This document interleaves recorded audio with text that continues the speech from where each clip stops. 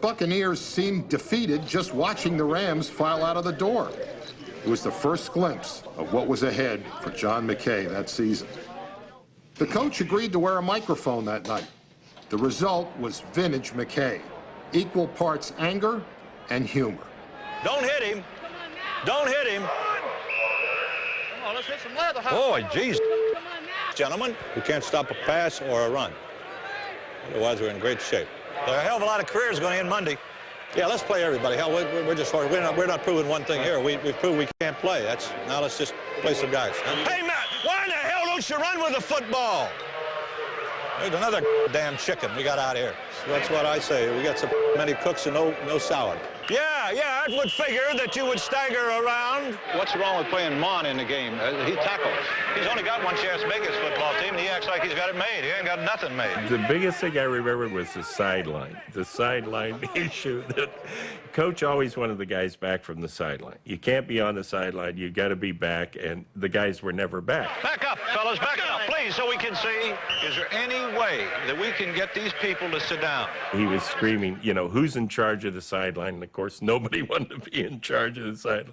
And then he turned around and he said, I'm cutting everybody that's close to the sideline. Everybody that's near the sideline is cut. If I don't get them down, I will cut them, baby, so they'll be down. And I'm thinking to myself, I don't think that's going to happen, Coach. You want to go with quarterback, Coach? Let's go with Parnell. Parnell, you're going on next series.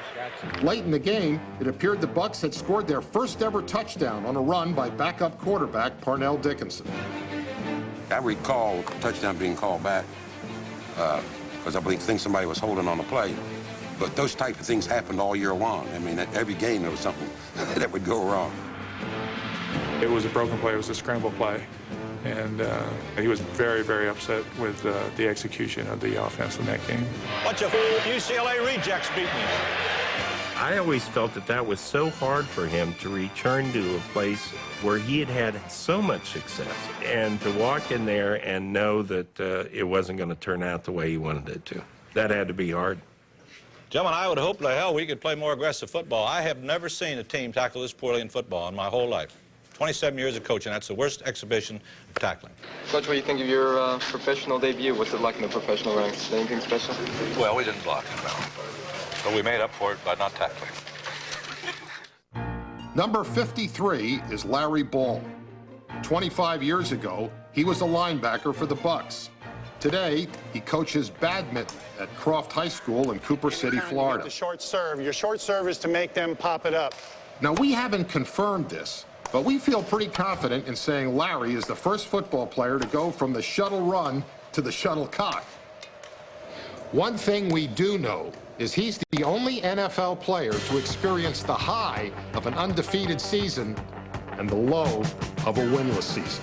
That's because prior to joining the Bucs, he played for Don Shula's 17-0 Miami Dolphins in 1972. I have that little trivia question where I'm the only person to have done that. It's nice to be able to say that I have something that's mine. Leroy Selman stands alone in the history of the Tampa Bay franchise. He was the team's first ever pick in the 1976 draft, and today he is the only Buccaneer enshrined in the Pro Football Hall of Fame. Picking Leroy Selman was the only easy decision Ron Wolf had to make that first season. We had the first pick in the country in Leroy Selman. We think he's going to be an outstanding professional football player, probably played 10, 15 years. I was very excited. I remember the nervousness, just the butterflies coming in. Selman played 9 seasons with the Bucs, and when the team made the playoffs in 1979, he was one of the few holdovers from the original roster. You could see that there was another level that you were competing against that was much more required of you. If Leroy had one fault as a football player, it was his gentle nature. There were coaches who felt he could have been even greater if he were more like his brother, Dewey. To be here with my brother was totally unexpected. As we were graduating out of Oklahoma University, we were told by everybody we would never play together again. That happened. That was exciting. Leroy is a little bit nicer than Dewey. And if you're laying on the ground, Leroy's going to jump over you, Dewey's going to step on you, you know what I mean? So when we got both of them, it was a real pick.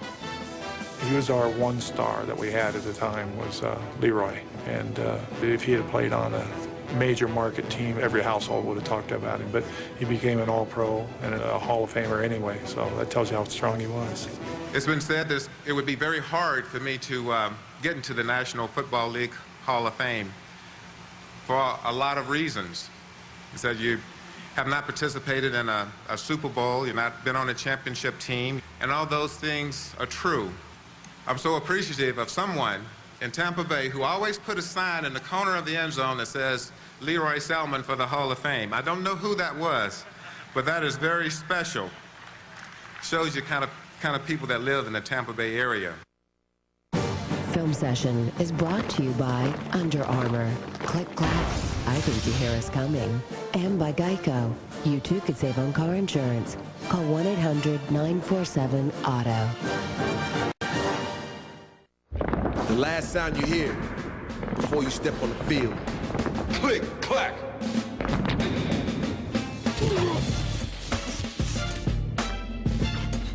I think the era's coming. Click, clack.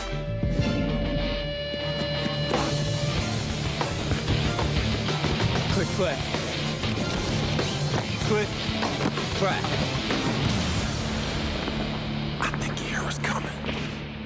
Oi, check this, right? 3 million drivers switched to Geico last year, yeah? I'm telling you this. Why? Well, because I want you to help spread the word.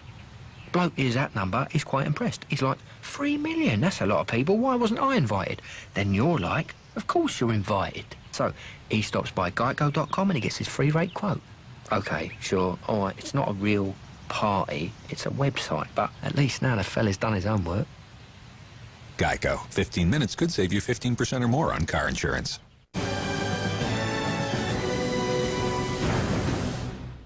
They talk about the playoffs, you want to go home. Today, win or go home. In the snow, the Steelers have only one reliable means of transportation. The bus is loose. Oh, he got tripped and he's still there. 50, 40, he's at the Bears 35. Ride the bus. Ride him. Class wasn't canceled for the Bears, as Jerome Bettis taught them about Steeler football. Look at the bus, say, run the bus. They got his snow tires on it. The wheels on the bus carried Pittsburgh, with 100 yards rushing in the second half. And the bus gets to the goal line. Touchdown, Pittsburgh. Jerome Bettis. The Bears were trying to tackle him, but they just could not. If you would say, show me what the bus is all about, I'd play that play for you. That's what the bus is all about. Where you at? Yeah. Where you at, 85? It's an NFL world, and we're living in it. Live this Thanksgiving, Broncos Chiefs, only on NFL Network. John McKay won 4 national championships at USC. He wrote books and lectured on the science of winning. But none of that prepared him for his first season in Tampa. 14 league games, 14 losses. There's never been another season like it. 10 yards is not very far on a football field, but with our offense, when we broke the huddle, it may as well have been a mile. I remember late in the season, we had to go up to Pittsburgh, play the Steelers with Bradshaw, Mel Blount, Lynn Swann, Franco Harris, and that one of the greatest teams in the history of the NFL.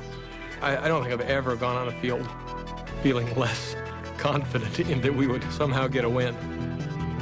We played them tough. I think we lost 42-0. They could have named the score. I mean, they were so much better than we were. And then there were jokes made about us, and we were the butt of jokes around the country, around the world. And the comedians like Johnny Carson on a nightly basis would have jokes about the Buccaneers. We were very often on his show, and it was a part of his monologue. At least he's talking about us. You know, he's not talking about the Rams or the Bears or somebody else. He's talking about our football team. The Bucs knew when they faced Seattle in Week 6, it might be their only chance for a win.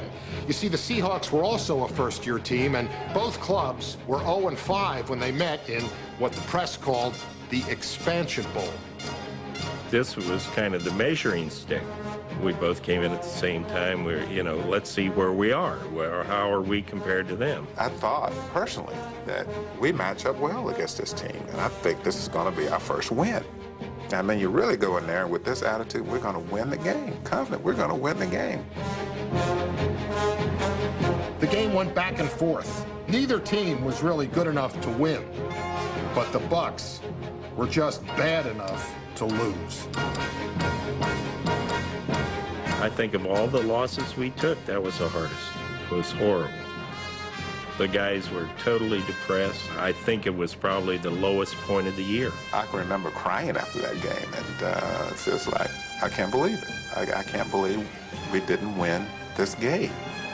I think that was like the final dagger when we didn't get Seattle, then we knew that this was definitely a possibility of not winning any. That's when it first set in. My goodness, we're going to go through this whole thing and never win a game.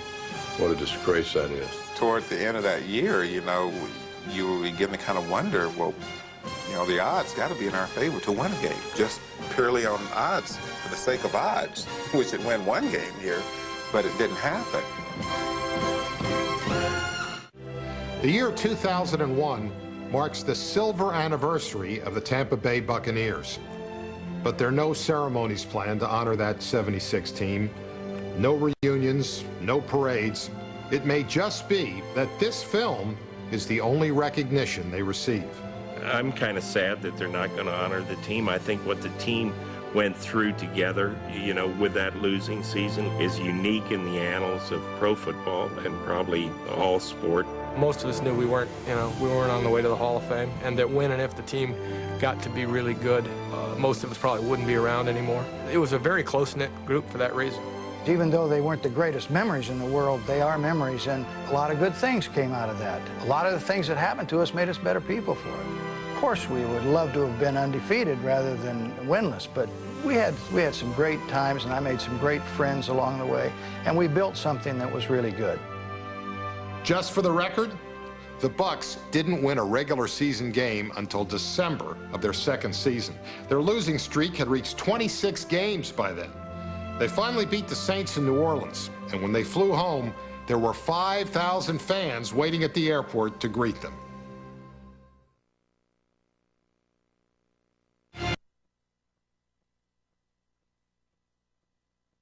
You might not see a